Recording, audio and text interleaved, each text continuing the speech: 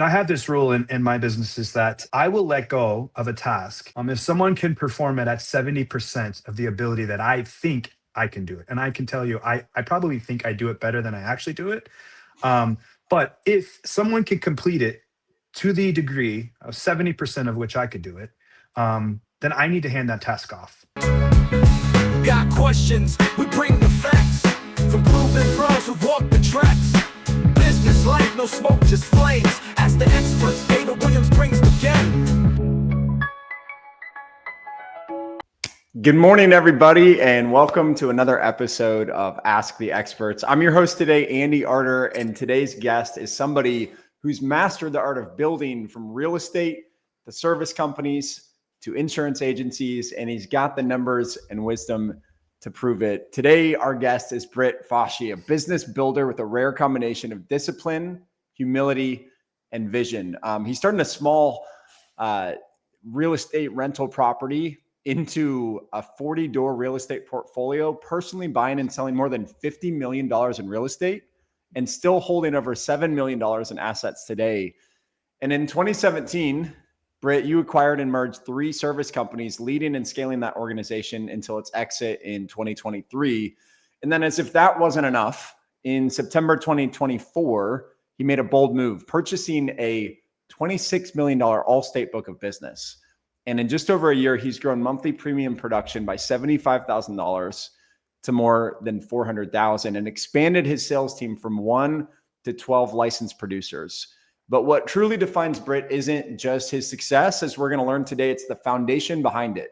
He values faith and family above all, and credits his wife, Kelly, and their 2 children, Nolan and Eleanor, as his greatest blessings and motivation. So today, we're going to dive deep on Brit's mindset, leadership, strategies, and the systems that have helped him scale across multiple industries, and how he stays grounded in faith and family through it all. So let's welcome Brit to the show. Good morning, Brit. How are you? Good morning, Andy. So good to be with you, man. And I'm just excited to spend some time with you. You are just such a bright light. I've seen your stuff. I've met you in person, and just have such an amazing energy that you put out into the world. So just to spend an hour with you, I'm looking forward to it, and hopefully we can offer some value to the listeners today. And thank you for that. No, I really appreciate you saying that. And I feel equally blessed to be spending some time with you. And I'm glad we finally had a chance to meet there in person a few weeks back over in Orlando. And, as I researched you and got to know more about you, I had no idea about the real estate prior to Allstate. I should have asked. I didn't know, but now I know. And so I'm really excited to dive into that. Your story really does cross, multiple industries, real estate, service businesses, and now insurance. So the one thing I'd be curious about, just to start off, is, if you could kind of talk about the common thread that's driven your success through all of it, because you have been successful in every vertical that you've gone into. What do you sort of attribute the consistent success to? Well, I grew up in a low income family, and I was one of 7 children, and my dad was a pastor. He was a man of faith. He was, serving the church, and my mom was doing the same. And I loved that life, but I didn't like being poor. So I loved the service aspect of it. I loved the community aspect of it, but I just hated being poor. The story that I always like to tell is I was on the basketball team at a private school that my grandparents had helped pay for, and everyone on the team had the same shoes except for me. Because my family just couldn't afford to buy the shoes, and so like really early on, I had just made a decision. Like, look, I want to be a man of faith. I want to serve. I want to do all these things. But is there a way to do this and still have the team shoes and still live a life where we have a decent house, we drive decent cars, this kinds of thing. And so that honestly made a big impression on me early, and has kind of been a big driver to where I'm at today. Wow. How many pairs of shoes do you own now? Actually, I'm not a big shoe guy, believe it or not, but I don't know. I probably have a dozen shoes in my closet, maybe pairs. So, Starting with yeah, shoes, and it turned into a lot more than that. So that's beautiful. that's right. That's Oh right. man. Well, look, like what I'm really curious about too is when you got into real estate and like you got your first door, you got your first rental property. Like, did you ever imagine that you'd build a 40-door portfolio and like buy and sell over 50 mil in real estate. Was that the intention? And do you think that's why you hit that? Or did you just kind of get into it, with the intention of doing one and then eventually kind of fall into a bigger portfolio? Like, what was your mindset through that? I always had a passion for real estate. I just loved buildings. I loved walking into homes. I feel like homes tell stories. People have lived their lives there. They've raised children there. And I don't know, I just can almost feel it when I walk into certain homes. And I've always just felt really connected to real estate. And so Andy, I was very lucky. I bought my first property in 2009, which was the glut of the market. Everyone was saying, run away from real estate. It's a terrible investment. Everyone had just gotten burnt. And I just was kind of a contrarian by nature. In some ways, was very foolish, but I just decided I wanted to be in real estate. So I bought that first property, and I don't know if I knew what it would turn into. I just knew that I had grit, I had drive, and yeah, I think I wanted to own more than one piece, but to own 40, I don't know that I thought that was ever possible. So. Wow. And would you do it over again if you were rewinding the clock, let's say 10 years, would you get into it today, given the market, whether it be in Florida or just the US in general? Or do you feel like the dynamics changed to where you wouldn't encourage people to get into it? Yeah, I mean, I think there's always opportunity in any market, right? And so it's just like the way I like to describe it is, let's say Apple stock is trading at $250 a share. If someone came along and said, "Hey, Andy, I've got this Apple stock and it's trading at 250, I'll give it to you for 200. Would you buy that?"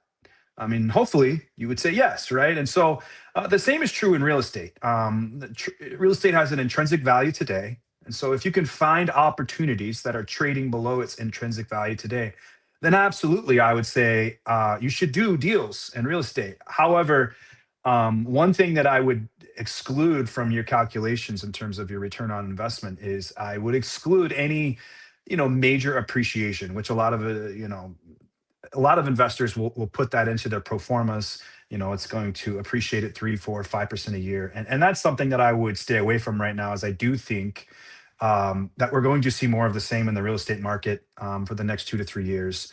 It's going to take time for this to get turned around. I do think it does get turned around, but I think it takes time. And so I just wouldn't bank on appreciation in your calculation. No, I ironically appreciate that. So no, that's good insight. Now, the foundation of getting into real estate first, and like that being the school of hard knocks. What were some of the biggest lessons that real estate taught you about business and risk and leadership that like you even borrow today in your other businesses? Yeah. No matter how smart you are, no matter how well versed you are in an industry, you can still be burnt. You can still make mistakes, no matter how good you safeguard yourself, no matter how good your due diligence is, no matter how much feedback you get from wise people around you. You can still make mistakes. And I think early on, I had this young man sort of. I was impenetrable, just this sort of almost arrogance to me. It was just, maybe more just a strong confidence. And I think as I got a little older and did a couple deals that went sideways, these were actually in some ways the biggest gift to me, because they slowed me down first. They showed me what's at stake. They showed me that I can make mistakes, and I think it really just helped me make better decisions, more calculated decisions moving forward. And I already made very calculated decisions, so now I'm even more calculated than I was, as a young lad. So.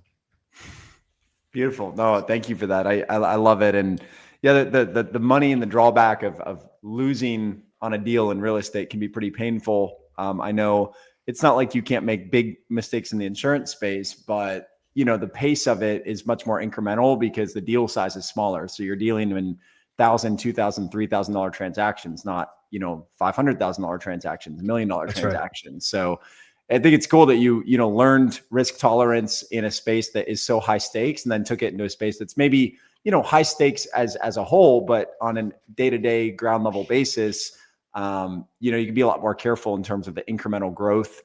And another area that I was curious about is just in acquiring and merging multiple companies. And, a lot of people don't have experience with that. They might have started a brick and mortar insurance agency or a power washing company or gotten one car wash and built it. But like being in the business of actually buying and selling property, merging businesses, what do you think has been the most challenging part of, scaling businesses after acquisition, scaling businesses after you get into them and see what's actually under the hood?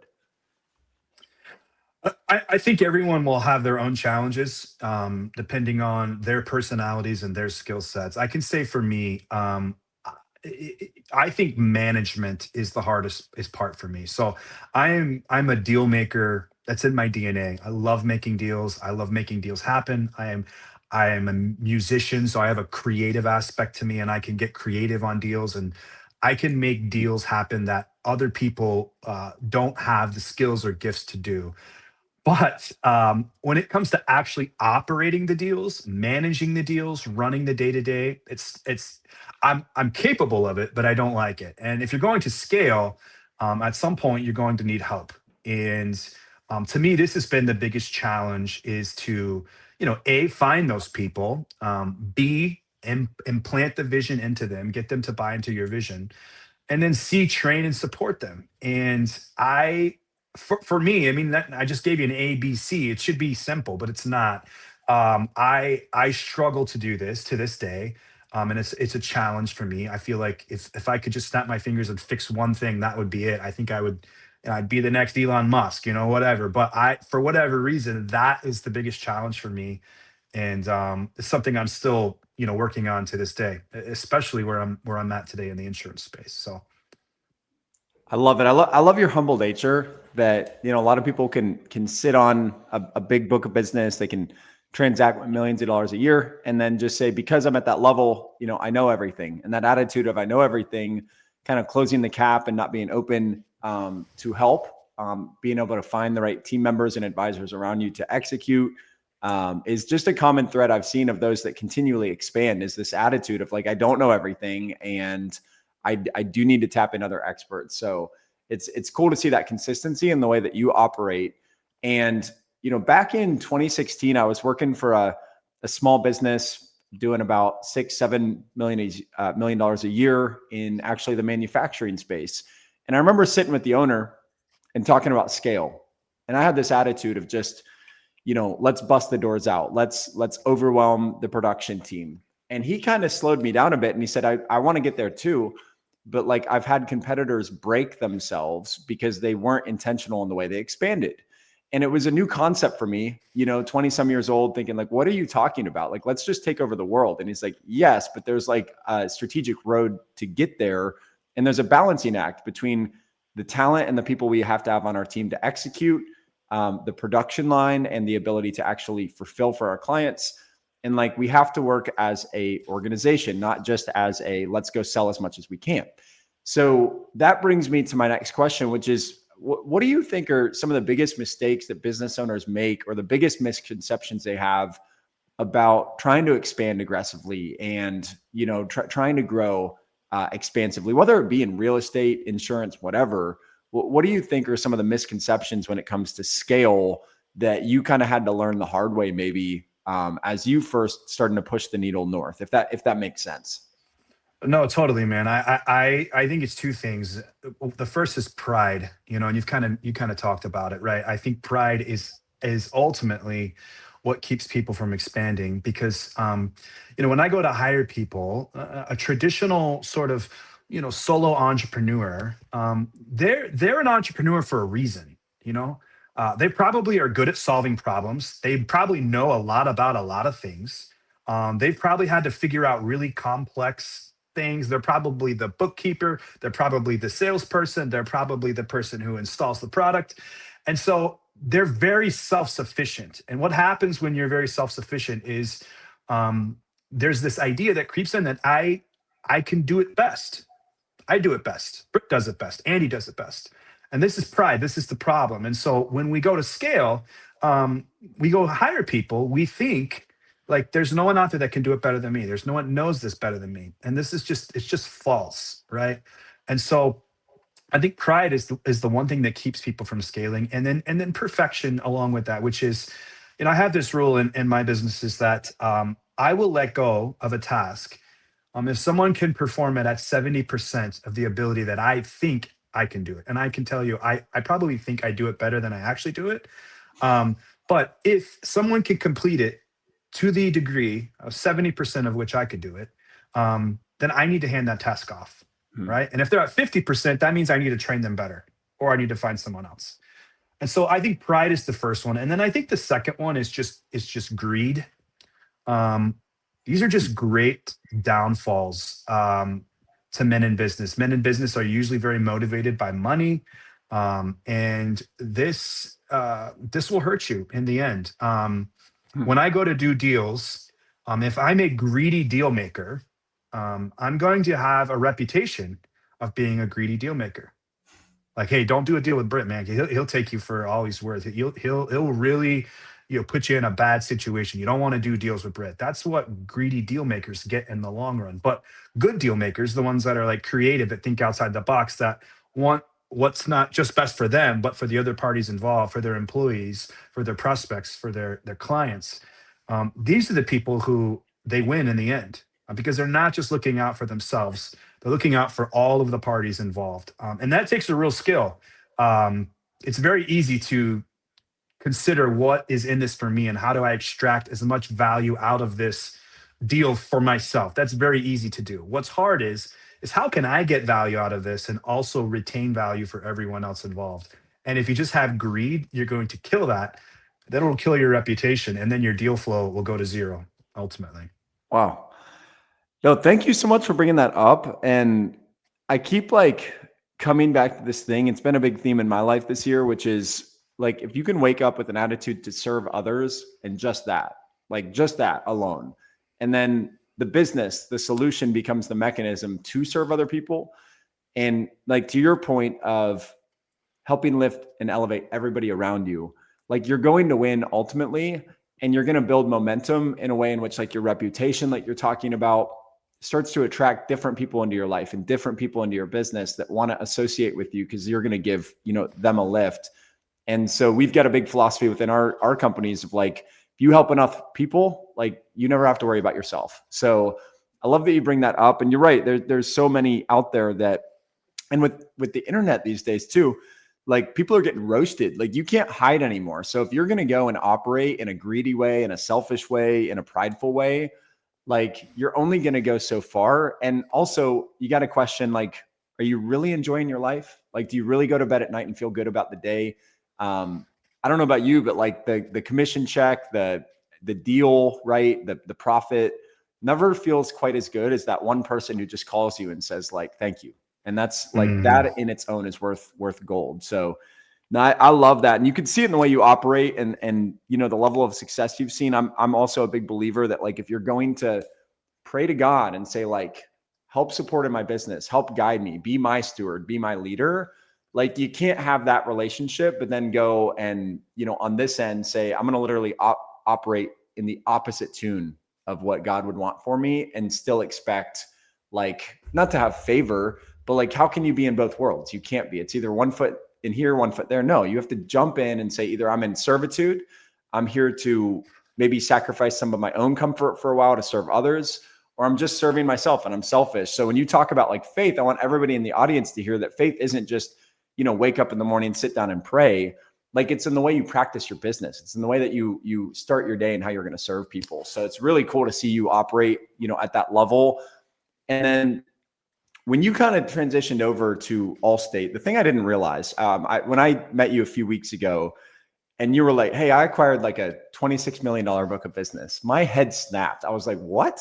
Because, going in and acquiring a $3 million book, a $5 million book, you're walking in and there's not too many policies in force and it's like a foundation that you can build from. But when you walk into something with thousands of policies and it's been established in a market and it's well over $20 million a year, that is a major, major move. And speaking of risk tolerance, I guess you'd been in the real estate game long enough to probably look at that number and say like, yeah, I got this. But I'm really curious, like why did you make the leap? What was it in you that said, I'm going to jump into the insurance business? Cause I see nothing before that was insurance. What made you go like, that's the right move for me right now? Yeah. Well, a few things. So on the personal side, I had exited the business in 2023, and I had always just the way that I live my life. Real estate is sort of like everything is extra. Like that's just sort of that's money that's going to get passed down to my kids and hopefully their kids. I don't really think of that as income. I've always thought of my businesses as my income producers, and so when I exited the business in 2023, personally, the way that I think, as I needed something to replace that income, and that kind of pays for my family and I to live the lifestyle that we want to live. And why did I make the leap to insurance, and why so big? Was I think one of the biggest regrets that I had early on in my life was I wish I would have went bigger sooner. Um, and I had mentors, guys that were ahead of me. And they would always kind of say the same thing. The theme was the same thing. They would say, like, Britt, why are you hey, Britt, you're so smart. Why are you buying $150,000 properties? Like, what are you wasting your time for? I mean, these guys are like way ahead of me, right? Hmm. And it's just where I was comfortable, right? And it's just I grew up a poor kid, so like, smaller dollars felt comfortable to me. I felt safe there, right? But I think as I took on the wisdom of others around me, and I really just evaluated my life, the biggest regret I had was, man, I wish I just would have swung bigger earlier. And so for me, Hmm. it just didn't make a lot of sense to buy a $5 million book. I mean, we're talking what, $450,000, $500,000 of revenue, maybe. It's like that's a job, right? I don't want to buy jobs. I want to buy businesses, and so um, I just started looking for the biggest, some of the biggest stuff that I could, and we don't need to get into the weeds too much on Allstate. I think the biggest risk in buying the Allstate book was Allstate, right? And if you know Allstate, the comp changes and all the things going on there. And, who knows what's going to happen. I think there's huge risks involved there. I also think um, 5 or 6 years ago, you would never, ever have been able to buy a $26 million book. They weren't for sale. No Hmm. one wanted to sell them. They were all collecting 10% residuals. Like, no, why would you sell it, right? Just put a manager in place. And so I do think that the shakeup in Allstate created some opportunities to buy some of these books that I think were in clinched hands before, and people were getting sick of the comp changes, opened up their hands, and all of a sudden these books become available. And will Allstate continue to cut comp? I'm sure they will. What will that look like in terms of valuation and revenue? I don't know. I have some suspicions, but I think it was worth the risk to get the book. And if I was to go independent, I would have paid 3 to 4 times what I paid for the Allstate book. So that's some of the nitty gritty on why I chose Allstate, why I went big. Hmm. And I feel like insurance is it's about as safe a bet as you can have. I do think there's some tailwind risks associated with insurance, particularly with auto insurance, as self-driving and the AI of automobiles takes over. And I think you're going to see insurance get less expensive. As someone who sells insurance, I think that's going to hurt a little bit. How that shakes out, when it shakes out, I don't have a clear vision on, but I do know that it's coming. And so there's always risks. That's one of the risks. But overall, I think insurance it's about as safe a bet as you can make, I think, in the industries. Man, absolutely. And it's funny as you're talking, I'm thinking, yeah, you kind of knew the inherent risks of the captive model and those things and came in and, when you look back at like 2009 and you're like, everybody was saying run and you're running towards the fire, that's probably what set you up for so much success. You came in at the right time in a place that a lot of people would be highly uncomfortable and just said, I'm going to go for it. And then it worked out for you. So I don't see this being any different. You come in and everybody's running this way and then you run that way. And then, you wonder why 5-10 years from now, it's like, what was the secret? It was like, I got in even when it was maybe had some risks and there was some discomfort. It's like, let's welcome the risk because, if you live in comfort and you live in no risk, you're not making moves. So really interesting theme just to see you, continuously jump in your life with both feet and say like, let's rock and roll. But when you took it over, what I'd be curious about too, is like, you go in obviously with a plan, you think, the lay of the land, right? The staff, the market dynamics, the marketing component, and then life actually happens and the market happens to you. What was, if you can remember, like the biggest unexpected challenge that you encountered in your first, let's say, 3 to 6 months after acquiring, and how did you overcome that? Yeah, man. I mean, I want to make sure the listeners know that I got my teeth absolutely kicked in those first few months of business. I mean, they were honestly some of the hardest months of my life, and I've experienced a lot. So it was very, very challenging. So don't let anyone sell you on the idea that just buying a $26 million book of business and going on vacations all the time is how it works. It's not how it works. It's a lot of work. It's a lot of effort. Um, the biggest challenge, I don't think I was totally prepared for the scale that the business needed in order to actually grow the premium. Okay, so I took over a business that was actually, it was borderline shrinking in terms of premium, and I knew that going in, um, and I knew that I could turn it around. I don't think I knew how much marketing dollars and how much personnel it would take to actually get the needle going in the other direction. I think in my mind, I just needed a few producers. I just needed, $10,000 in marketing, and I could get it moving. And that just wasn't the case. I needed 20 to $25,000 a month in marketing. I needed 10, 11, 12 producers. And man, it's a lot. It's a lot of work.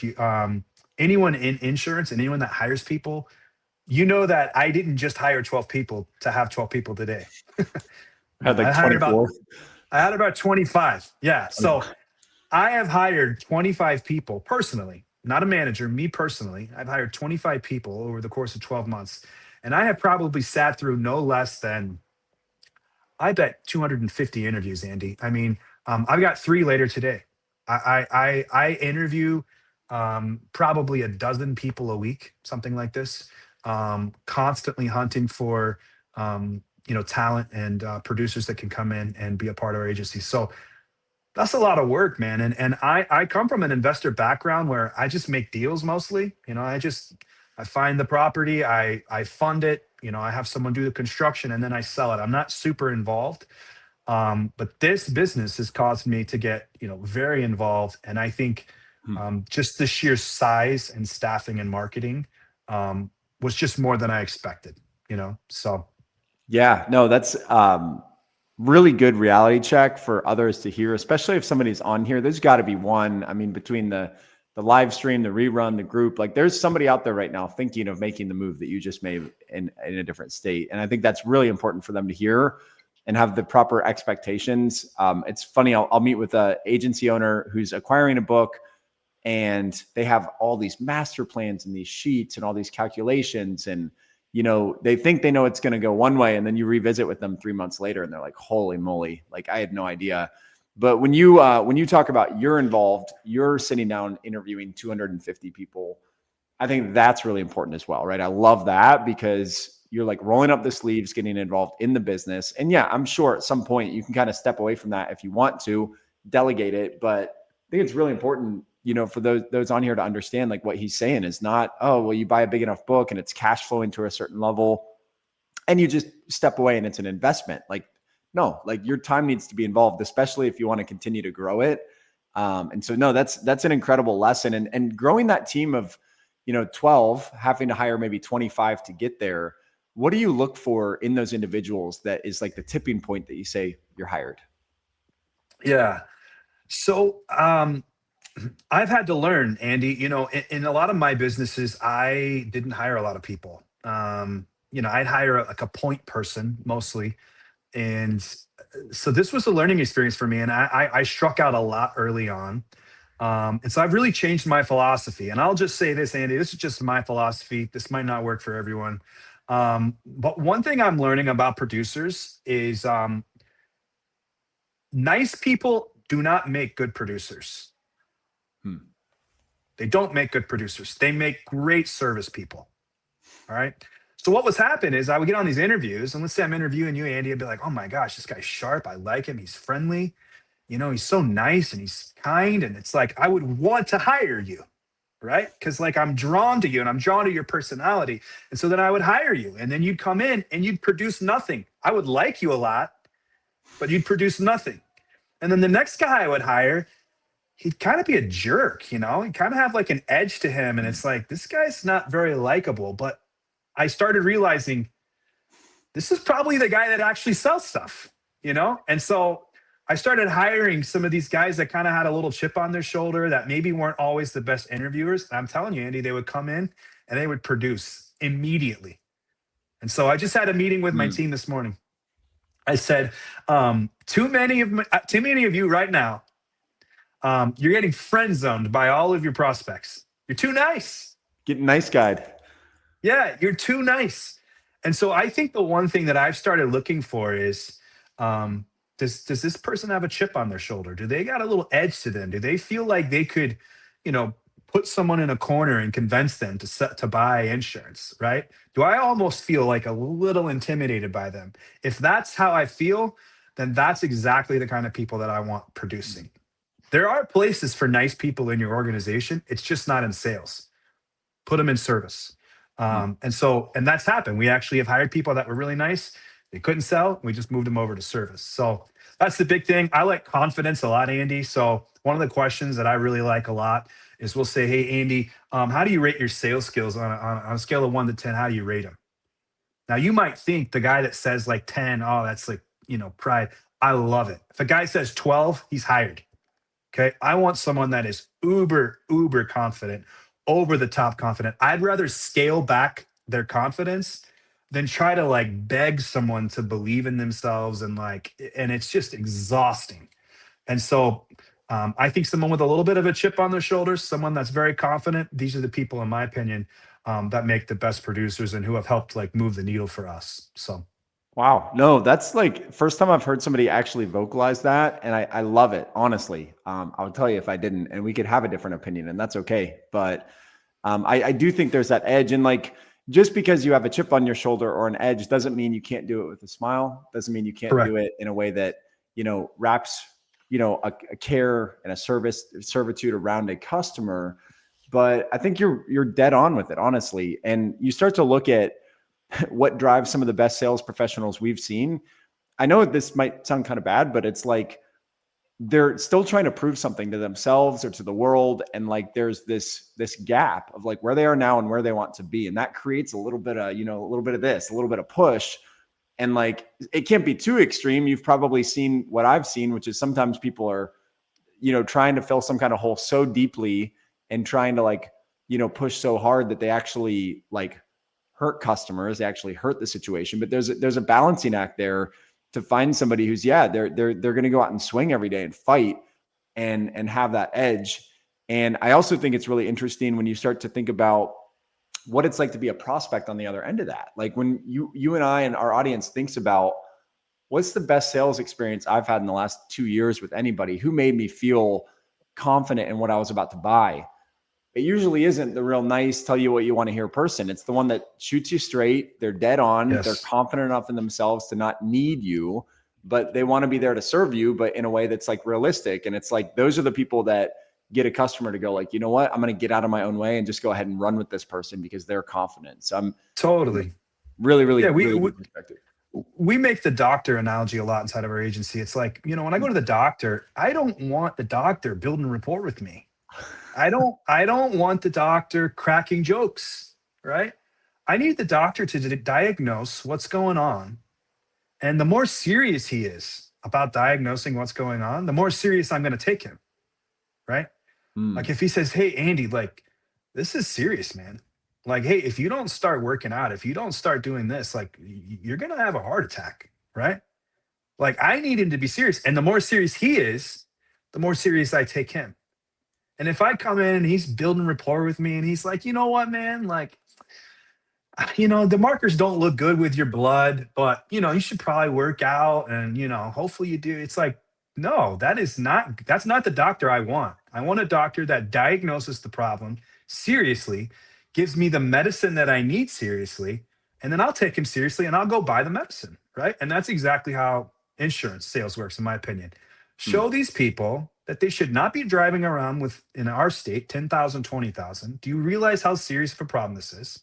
It's very serious. Okay. Don't do this. And here's the medicine. Here's a better policy for you. Here's what it costs. Let's do this. Right? To me, that has been the recipe for us that has had the most success. And so, do we build rapport? Absolutely. But rapport is probably like one of the last things that I'm worried about. What I'm worried about is I want you to come in and command a sales conversation, be the expert, present yourself as the expert, be in control, and present people with the problems that they have with their current policy, and present them a policy that actually protects them. And when you do this, people have a hard time saying no. We sell people policies for more money all the time, because we've sold them a policy that protects them better. And so when I get salespeople that come in and they're just, they're worried about the price and trying to get the price the cheapest, that is not a salesperson, it's an order taker. And I probably have done a bad job at hiring at that point. So little tangent there, but I think seriousness in a sales call is super important. And the more serious you are, the more serious people will take you. So yeah. No, I love that, Mike. That's a good wake up call for any producers watching too. Like if you just feel like your prospects have not been in that buying mood, that you just feel like not quite hitting it off with people, it's you, it's not them. Because if you're seeing that on every single call, how can every single customer be the same? They're not. So like people are going to be a mirror reflection of the way you behave. And there was a phrase I learned from a mentor back in the day. He was just a very, very, very successful sales producer. He came in and said, look, they believe what you believe. So if you believe they have a problem and you have conviction and facts behind that, and then you believe that your solution is the best and you believe there's a path forward, they're going to start to get on that train and believe it with you, but you have to believe it first. And I really appreciated that, that perspective. And I think it falls right in line with what you're saying. And then you've got this other thing, which is like motivation for your producers. Okay, I get the person that's the right fit. They have leads. You've got all the marketing going on the back end. But aside from compensation, right? Like just the comp plan, what have you done to hold people accountable and keep motivation high, without like 12 out of 25 is perfect, right? That's pretty standard to hire 25, retain 12 in this industry. But how do you make sure that 12 aren't burnt out, that they can, stay motivated every day, aside from just like, I pay you a commission check when you sell a lot? Yeah, that's a great question. And we're still figuring this out, but I will say, we have a morning meeting every morning. I run most of those meetings. I probably run 90% of them. And the whole focus of that morning meeting is to get you feeling good. Now, I don't really tell my team this, though they might watch this and see this. But my point of the meeting is to get you feeling good. Can you still hear me, Andy? Yeah. Oh yeah. Okay. Sorry. I had a phone call come through there, but yeah. Oh, you're good. So yeah, we cover different things. We're going to look at your production the previous day. We're going to do some role playing, but my goal is I want you to leave this meeting feeling good. All right. I used to have a coach in football and he says, if you feel good, you play good. If you play good, you win. So I got to get you feeling good. And so, we have a lot of fun. We start every morning off with theme music for the day. We try to theme it out. So, around Halloween, we were playing Thriller and Ghostbusters. And I was out for a couple of days. So today's theme song was I'm Back. And, we just have fun with it. And I also almost force my team to practice things that I know will help them mentally. So for an example, this morning, I said, hey, I'm going to open up the chat. I said, I want to know what's one thing good that's happened to you this week. What's one good thing that's happened to you, right? And what am I doing? Well, I am forcing them to find things that are good that is happening to them. Because here's what I know, is they're probably not doing that on their own. Now, they may be. They may have good practices around this, but I know them well enough to know they probably aren't. So my goal is to come in and get them thinking about what good thing has happened to me today. And all of a sudden, you can almost see their wheels turning because it's so easy to find all the bad things. It's so easy to turn on the TV, find the negativity. So the way that we motivate our team is we get them feeling good. we force them to practice things like gratitude, searching for wins, not just, and we, by the way, Andy, we don't, that meeting is about insurance, but it is so much broader than insurance. This is about like, hey, hey, what's a win in your marriage? Like, what's a win in you? Have you had a win in your parenting? Because I care about you wholly as a person, not just you as a producer. All right. So I want you to take this practice and I want you to put it into every aspect of your life. So that I think is one of the ways that we keep our team motivated is we work to keep them happy. We work to encourage them. Like we overwhelm them with encouragement. So our vibes at Anchorline are very positive, very positive. And look, we have high standards. We have very high standards, Andy. So don't any listeners thinking that people just come in and do whatever they want and they just get tons of encouragement. That is not how this operates, right? So we believe in a high challenge culture, and we also believe in a high celebratory culture. So we celebrate you when you win, and when you lose, we're going to pull you into a meeting and we're going to talk about it, and then we're going to challenge you, right? And so all of the challenging, or most of it, I'd say, is done privately. So Andy, if you were on my team and you were selling, you were having a rough time, whatever, we listened to a call, it was really bad. I'd pull you in privately. We'd listen to the call together. We'd say, hey, A plus B equals C. We got to work on this. And then, hey, you got it, man. You could do this. I've heard you before. Look at what you did last month. We end it with positive and go get them, right? But in our meetings as a group, 99% of what comes out of my or my manager's mouth or any of my team leads, it's all going to be encouragement, positive, positive, positive. People need it, man. I need it. I actually need help with that. I need my wife, my friends, my pastors. I need these people in my life to help encourage me. Because if not, I'm the same as them. I'm wired to find what's wrong, what's negative, what can go wrong. And so I think this is super important for company culture, is to constantly search for wins, even if they're hard to find, search for them and champion those wins and those successes. 100%. This is one of the better episodes when it comes to a ground level view of true leadership, your leadership, and the way that you counterbalance high expectations with high celebration and support to your team.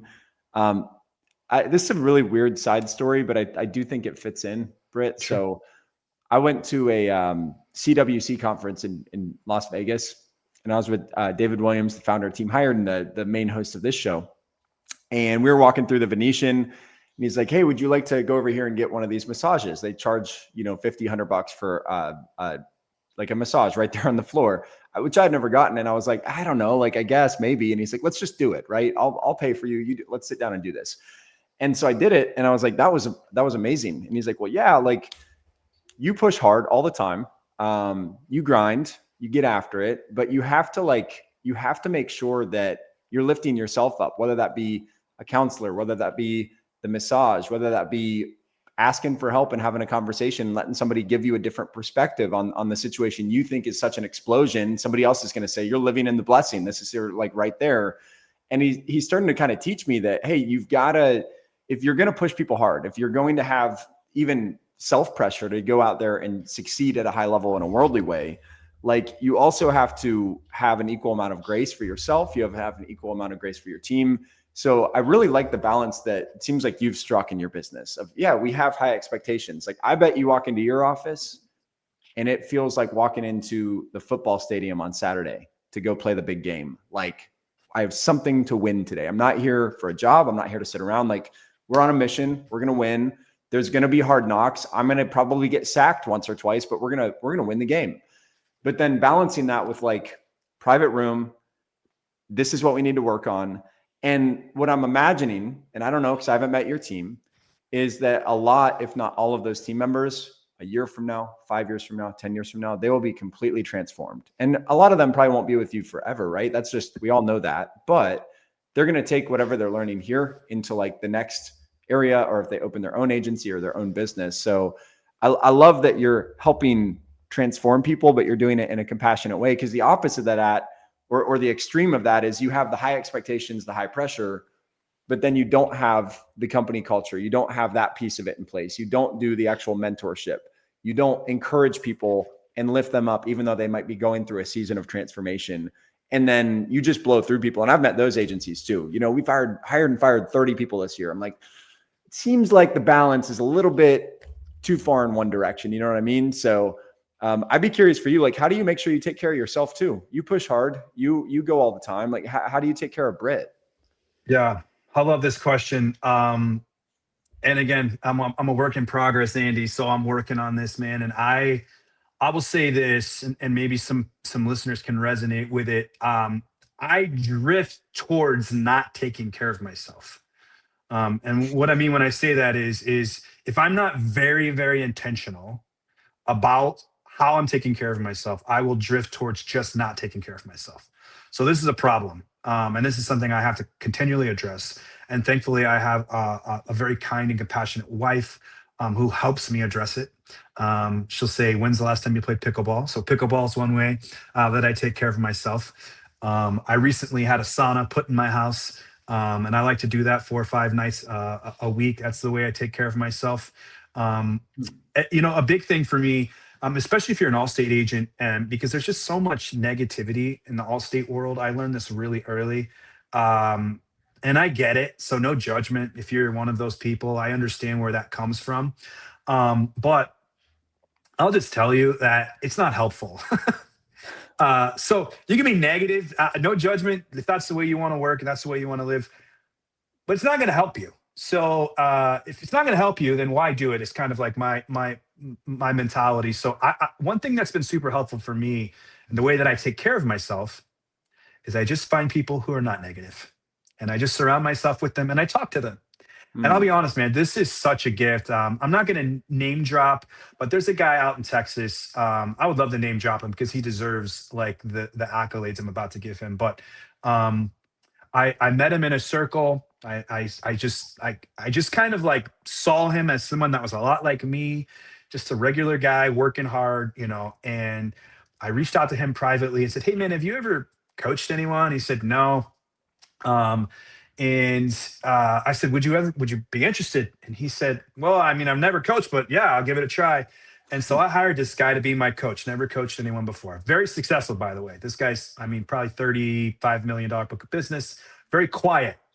In fact, if I said the name, you probably wouldn't know who it is. And You have a set of initials, right? You can spell it out with your fingers on the screen. no initials, no initials. DM me, maybe I'll tell you. Okay. So I'm telling you, Andy, I would spend an hour on a week with this guy, and wasn't a lot of like gimmicks or like this. It was more just like, "Hey, Britt, you're doing a great job, man. Man, you were at 3 producers last month, and now you're at 5. Wow, you guys were at 100,000 last month. Now you're 100. Look what you're doing." Mm. And it was just like this calming presence. And it's like, you know what? That's what I do for my team. Turns out I need it too, Andy. Like I need the same thing. And so I hired this guy, not to give me some tricks and tips that I didn't know, although he did give me some of that. What he really did for me is he just gave me the encouragement and sort of like the hope and the positivity that I needed. So I would say that's a big way I take care of myself, is surrounding myself with people um, who are positive. They see the good things in life and they can share that with me, and we can kind of bounce that off of one another. And it's invigorating. It gives you life. Like I get off those calls with him and I just feel good, right? I get on Facebook and I look at some of the posts about Allstate and this and that, and I read it and I just feel gross. I feel yucky. It does not feel good. And so it's like, let's go back to where we started this. If I'm going to lead good, I need to feel good. And if I need to feel good, then I need to go find people who are going to help me feel good about my operation, my organization. So, Wow. No, that's very, very unique advice, by the way. And I really love it. Thank you so much. I'm selfishly taking a lot of notes on this one and learning a lot from you. So that's awesome. And then to kind of take us home here, I actually want to switch gears totally out of the business world, kind of, and talk about your family and your faith and just what happens outside of the office. So how do you guys stay grounded as a family when things get intense, when things are chaotic, when Brit's got to have an 18-hour day, but you still can't let your family down and they're counting on you to be there as dad? How do you do that? yeah, I try my best. I try my best. Now, I will say, Andy, there's very few times that I ever have 18-hour days. All right. So I think That would be a great talking point, is just to say I have very, very strong boundaries around work. I haven't always had those boundaries, had to learn the hard way in a lot of ways. Mm, Um, through just marital struggles and things like this that had to point out some holes in my game. And so the first thing I would say is to have very strong boundaries. And everyone knows my boundaries, by the way, Andy, so you got to be very vocal about them. My managers know, do not call or text me after 5 o'clock. Do not do it. If you need something, you can put it in our chat, and if I have time to look at it, I will look at it and I will respond if I can. But I have strong boundaries. I'm very vocal about them, and I protect them at all costs. And there's mm, really no exclusions. The only exclusions, Andy, and you saw the one exclusion, is if I'm on a trip. All right. So if I'm at a conference or something like this, those rules tend to go away. But I obviously always make time for FaceTime, things like this. mm, And then in terms of like my faith, I'll be honest, Andy, I don't know, and this is no judgment if you're not a person of faith, but I don't know how people survive without faith. I Man, I'll tell you, those first 3 or 4 months of the agency, it was not looking good, and I was as stressed as I've ever been. I lost 15 pounds. I jeez. wasn't eating, and it was really, really serious. And I I felt like the only thing I had to fall back on was my faith, and I just was having sort of honest conversations with God, and like, hey, why did you put me here? Why, what is going on? What are you trying to teach me?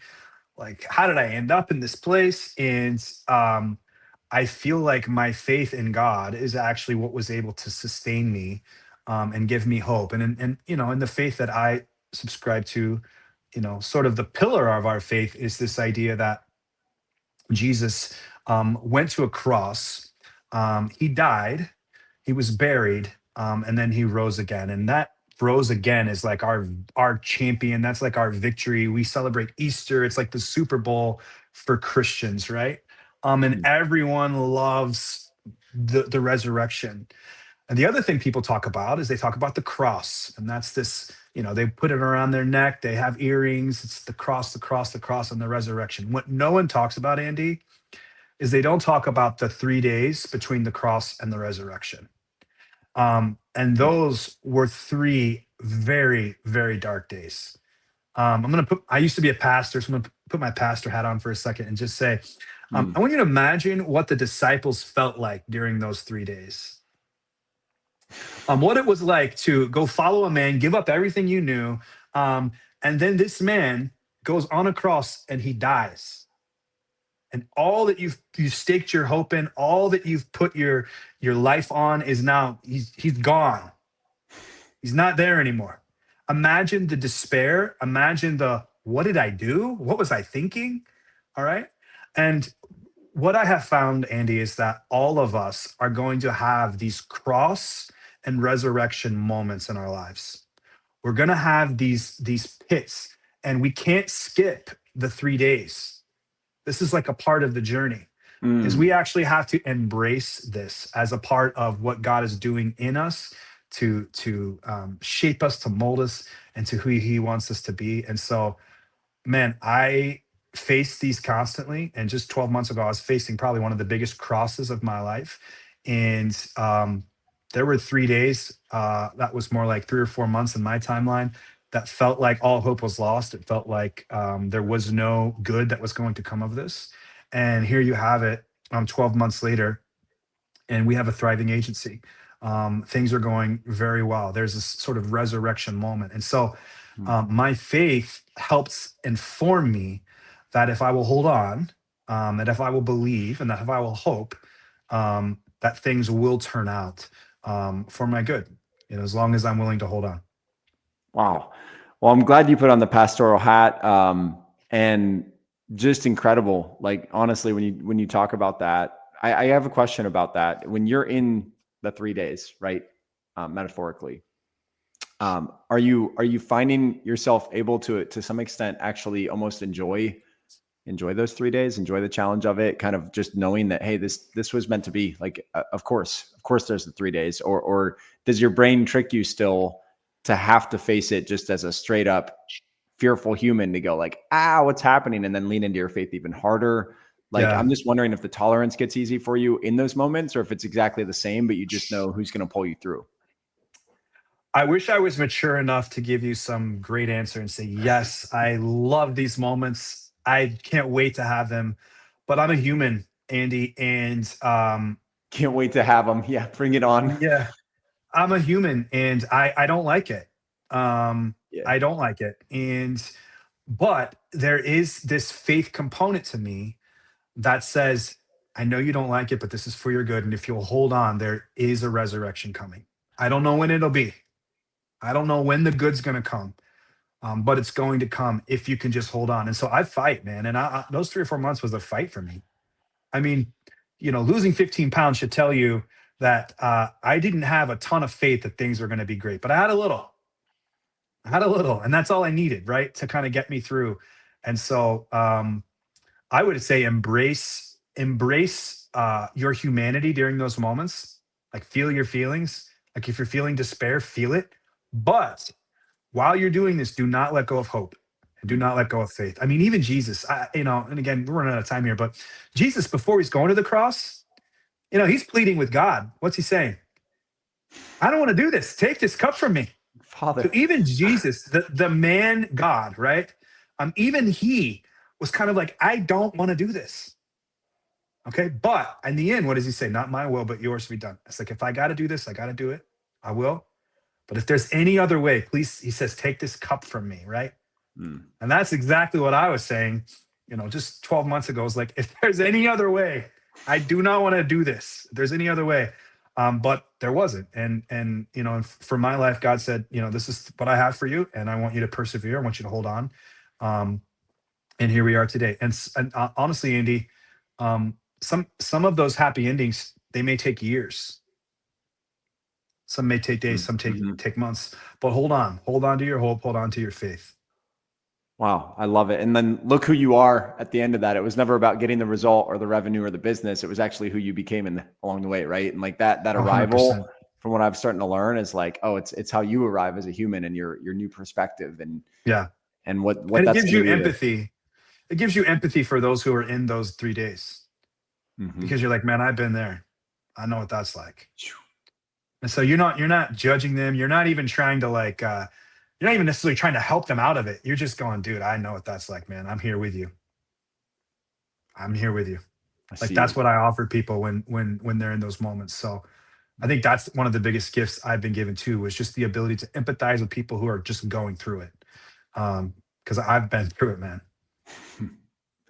Man, well, this has been honestly an incredible time together. And I really want to just thank you for taking an hour out of your day and everything else you have going on to be here with us. This will, I'm undoubtedly impact a lot of others that are able to consume it and learn from it. And Brit, it's been a real pleasure having you on. We are out of time for today, but I look forward to just continually watching your journey. If there's anything I can ever do to help support that, let me know. But to our audience today, make sure you reach out to Brit at the Brit Foshee and facebook.com/Brit.Foshee. Am I saying your last name right, Brit? Foshee. It's okay. Foshee. You can say it however you want. Foshee. Yeah. All right. And so it's spelled Foshee. If you guys are looking for him, and I would encourage you to reach out, connect with him, especially if he impacted you or anything that he said today, moved your heart. It's going to help you move your business. I'm sure he'd love to hear from you and the impact that had. But Brit, thank you so much again. This has been amazing. I could talk with you for hours, but I know we've got things to go take care of and people to serve and things like that. But thank you very, very much for your time today. Andy, I really enjoyed it, man. You're a great dude. I love what you're putting out in the world, and I look forward to watching you do more of the same. Thank you.